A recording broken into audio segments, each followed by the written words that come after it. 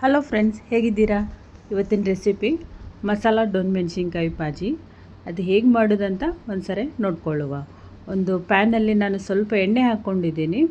ಅದರಲ್ಲಿ ಆನಿಯನ್ ಹಾಕ್ಕೊಂಡಿದ್ದೀನಿ. ಒಂದು ಚೆನ್ನಾಗಿ ದೊಡ್ಡ ಇರೋದು ಆನಿಯನ್ ಹೆಚ್ಕೊಂಡು ಈ ಥರ ಬ್ರೌನ್ ಆಗೋ ತನಕ ಚೆನ್ನಾಗಿ ಹುರ್ಕೊಂಡಿದ್ದೀನಿ. ಅದರಲ್ಲಿ ಸ್ವಲ್ಪ ಕರಿಬೇವು ಹಾಕ್ಕೊಂಡಿದ್ದೀನಿ ಮತ್ತು ಅಲ್ಲ ಬೆಳ್ಳುಳ್ಳಿ ಪೇಸ್ಟನ್ನ ಹಾಕ್ಕೊಂಡು ಹಸಿ ವಾಸನೆ ಹೋಗೋ ತನಕ ಚೆನ್ನಾಗಿ ಫ್ರೈ ಮಾಡ್ಕೊಂಡಿದ್ದೀನಿ. ಹಾಗೆ ಟಮಾಟ ಒಂದು 3 ತೊಗೊಂಡಿದ್ದೀನಿ. ಆಮೇಲೆ ಡೊಣ್ ಮೆಣಸಿನ್ಕಾಯಿ ತೊಗೊಂಡಿದ್ದೀನಿ, ಪಾವು ಕೆ ಜಿಯಷ್ಟು. ಅದನ್ನು ಚೆನ್ನಾಗಿ ಹುರ್ಕೊಳ್ಳುವ, ಎಣ್ಣೆಯಲ್ಲಿ ಚೆನ್ನಾಗಿ ಮೆತ್ತಗಾಗಲಿ. ಅದಕ್ಕೆ ಸ್ವಲ್ಪ ಅರಿಶಿನ, ಉಪ್ಪು, ಹಾಗೆ ಸ್ವಲ್ಪ ಗರಂ ಮಸಾಲ ಹಾಕ್ಕೊಂಡಿದ್ದೀನಿ. ಧನಿಯಾ ಪೌಡ್ರು ಸ್ವಲ್ಪ ಹಾಕ್ಕೊಂಡಿದ್ದೀನಿ. ಇದನ್ನು ಎಣ್ಣೆಯಲ್ಲಿ ಚೆನ್ನಾಗಿ ಫ್ರೈ ಆಗೋ ತನಕ ಬೇಯಿಸ್ಕೊಳ್ಳೋ 1-2 ನಿಮಿಷ. ಆಮೇಲೆ ಸ್ವಲ್ಪ ನೀರು ಹಾಕ್ಕೊಂಡು ಒಂದು 5 ನಿಮಿಷ ಸಣ್ಣ ಒಲೆಯಲ್ಲಿ ಚೆನ್ನಾಗಿ ಬೇಯಿಸ್ಕೊಂಬಿಡುವ. ಚೆನ್ನಾಗಿ ಮೆತ್ತಗಾಗ್ತದೆ. ಆವಾಗ ಕಡಲೆ ಹಿಟ್ಟು ಒಂದು 3 ಟೇಬಲ್ ಸ್ಪೂನಷ್ಟು ಹಾಕ್ಕೊಂಡಿದ್ದೀನಿ.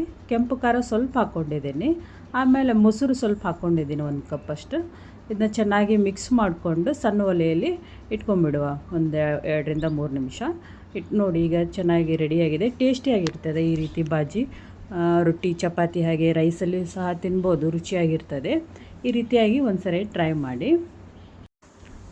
ಹಾಗೆ ಇದೇ ರೀತಿಯ ಹೆಚ್ಚಿನ ರೆಸಿಪಿ ನೋಡಲು ನನ್ನ ಚಾನಲನ್ನು ಲೈಕ್ ಮಾಡಿ, ಶೇರ್ ಮಾಡಿ, ಹಾಗೆ ಸಬ್ಸ್ಕ್ರೈಬ್ ಮಾಡಿ. ಸಬ್ಸ್ಕ್ರೈಬ್ ಮಾಡಿಕೊಂಡ ತಮ್ಮೆಲ್ಲರಿಗೂ ಧನ್ಯವಾದಗಳು.